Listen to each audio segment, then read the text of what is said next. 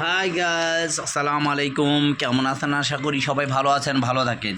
আমি আজকে আপনাদের একটা ছোট্টখাটো রেসিপি দেখাচ্ছি। দেখেন, এটা আম ডাল। এই আম ডালটা আপনারা সবাই গরমের দিনে বেশি বেশি খাবেন। টক জাতীয় খাবারটা একটু বেশি করে খাবেন। সবাই আম ডাল খাবেন, অন্য অন্য টকের লেবুর যে আছে, লেবুর রেসিপি, লেবু টক খাবেন, লেবুর বানায় খাওয়া, শরবত বানায় খাবেন গরমের জন্য। এই যে দেখেন, আপনার রসুনের পাকোড়া, রসুনের পেঁয়াজু তৈরি করা হয়েছে। এটা ভাতের সাথে খাওয়া যাবে ডাল দিয়ে। এবং এই যে দেখেন, সয়াবিন আলু দিয়ে রান্না করা হয়েছে, হালকা পাতলা, গরমের দিনে খাবো। এটা সবাই খাবেন, ভালো হবে, শরীরের জন্য ভালো থাকবে। এই যে আম ডালটা অনেক উপকার।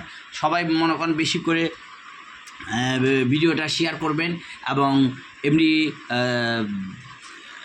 ফাহাদ হোসেন 24 বিডি সবাই সাবস্ক্রাইব করবেন এবং সবাই শেয়ার করবেন। সবার কাছে অনুরোধ, ভালো থাকেন, সুস্থ থাকেন, এই বলে শেষ করছি। আল্লাহ হাফেজ।